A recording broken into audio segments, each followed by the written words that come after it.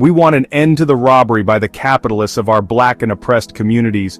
We believe that this racist government has robbed us, and now we are demanding the overdue debt of 40 acres and 2 mules. 40 acres and 2 mules were promised 100 years ago as restitution for slave labor and mass murder of black and oppressed people. We will accept the payment in currency which will be distributed to our many communities. The American racist has taken part in the slaughter of over 50 million black and oppressed people. Therefore, we feel this is a modest demand that we make. Fast money. Hip-hop's battle with capitalism. Capitalism. A system promising prosperity. But at what cost? Throughout history, capitalism has shown a dark side. It thrives on exploitation, it feeds off inequality, and it leaves a trail of broken promises and shattered lives. This isn't about demonizing wealth, it's about exposing a system rigged against the vulnerable, a system where profit trumps people. From the plantation fields to the concrete jungles, the pattern repeats. The powerful few amass wealth.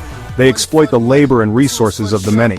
This isn't an accident, it's by design. The very foundation of capitalism is built on this imbalance. This essay delves into the underbelly of capitalism. We'll explore how it fuels corruption. We'll expose its role in police brutality. And we'll examine the systemic exploitation that keeps communities trapped in cycles of poverty and despair. We'll hear the voices of those fighting back, particularly within the vibrant and defiant world of hip-hop.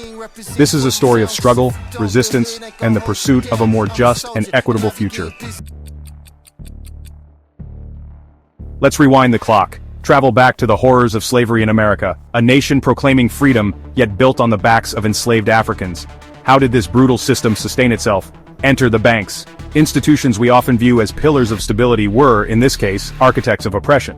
Banks like Lehman Brothers and J.P. Morgan Chase, names synonymous with wealth and power, were deeply entangled with slavery. They financed the plantations. They accepted enslaved people as collateral. They profited from the trade of human beings. These institutions weren't passive bystanders. They were active participants in a system that dehumanized and exploited millions. This financial backing wasn't just about profit, it was about power. By controlling the flow of capital, these institutions held the reins of the Southern economy. They dictated the terms of trade. They fueled the expansion of slavery westward.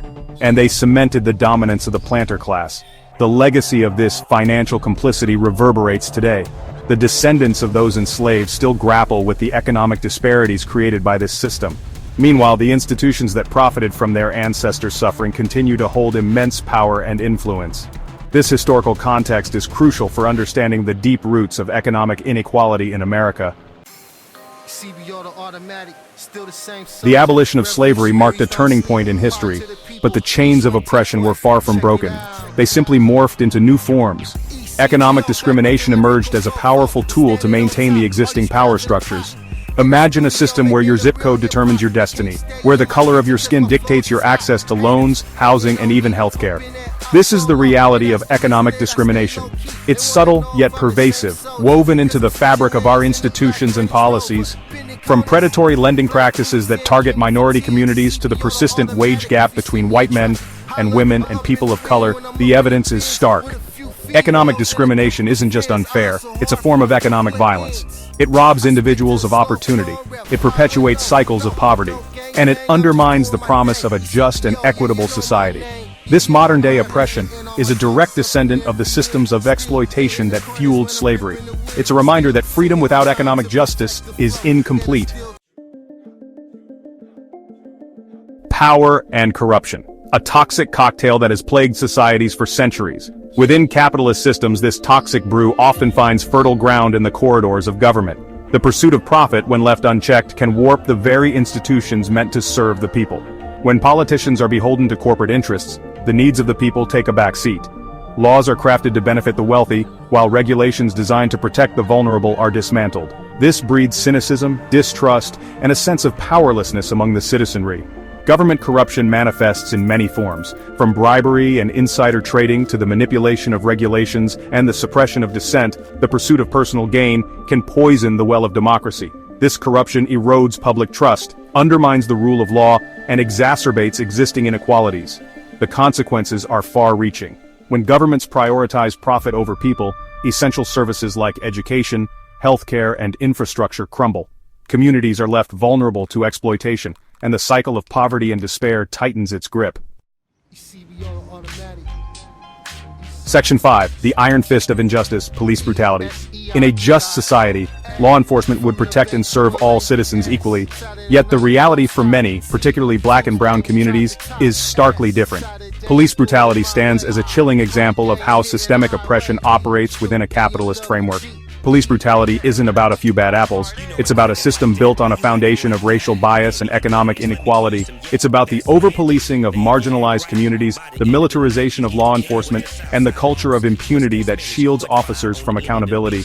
The roots of this injustice run deep, tracing back to the days of slave patrols tasked with capturing runaway slaves. This legacy of control and domination continues to permeate law enforcement, manifesting in racial profiling, excessive force, and the mass incarceration of black and brown people. Police brutality is a symptom of a deeper sickness within our society. It's a stark reminder that the promise of equal protection under the law remains unfulfilled for far too many.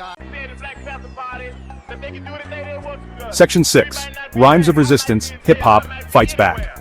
In the face of oppression, silence is not an option. Throughout history, music has served as a powerful tool for resistance. And within the heart of marginalized communities, hip-hop emerged as a defiant roar against injustice. Born on the streets of the Bronx, hip-hop gave voice to the voiceless. Through intricate wordplay and infectious beats, it shined a light on the realities of poverty, police brutality, and systemic racism. Artists like Public Enemy, NWA, and Tupac Shakur became modern-day prophets, their lyrics echoing the pain, frustration, and simmering anger of a generation. But hip-hop isn't just about anger, it's about empowerment.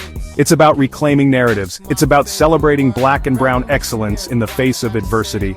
Artists like Queen Latifah, Lauryn Hill, and Missy Elliott shattered stereotypes, paving the way for a new generation of female MCs to challenge the status quo. Hip-hop is a testament to the resilience of the human spirit. It's a beacon of hope, a call to action, and a reminder that even in the darkest of times, the power of art can inspire change. Section 7. Voices from the Streets, Personal Stories. Statistics paint a stark picture, but it's the personal stories, the lived experiences of those on the front lines of this struggle, that truly bring the human cost of these injustices into focus. Meet Michael, a young black man who grew up in a neighborhood ravaged by the war on drugs. He witnessed firsthand the devastating impact of mass incarceration on his community, the constant fear of police harassment, a grim reality of daily life. Then there's Maria, a single mother struggling to make ends meet in a system rigged against her. She works multiple jobs, yet still can't afford basic necessities for her children. The weight of economic inequality presses down on her, a constant reminder of the barriers she faces. These stories, while unique, are united by a common thread: the struggle for dignity, opportunity, and justice in a system that often denies them these basic rights. Their voices are a powerful reminder that behind the statistics are real people with real lives, their hopes and dreams often deferred or denied. Section 8. Breaking the Chains, a Call to Action. The injustices we've explored are deeply entrenched. But despair is not an option. We must channel our anger, our frustration, and our unwavering belief in a better future into meaningful action. This isn't about tearing down the system, it's about rebuilding it brick by brick on a foundation of justice, equity, and opportunity for all. It's about dismantling the structures of oppression and creating a world where everyone, regardless of race, class, or zip code, has the chance to thrive. This requires a multi-pronged approach. We need to hold our elected officials accountable, demanding policies that address economic inequality and mass incarceration, and demilitarize our police forces. We need to support organizations on the ground fighting for social and economic justice. And we need to use our voices, our platforms, and our resources to amplify the stories of those most impacted by these injustices. Section 9.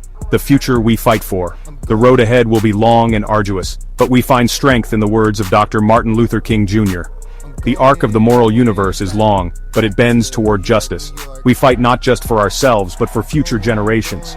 We fight for a world where every child, regardless of the circumstances of their birth, has the opportunity to reach their full potential. This is the future we fight for, a future where the chains of exploitation are broken, where the corridors of power are cleansed of corruption, and where the iron fist of injustice is replaced with the embrace of equality. It's a future worth fighting for, a future we must build together.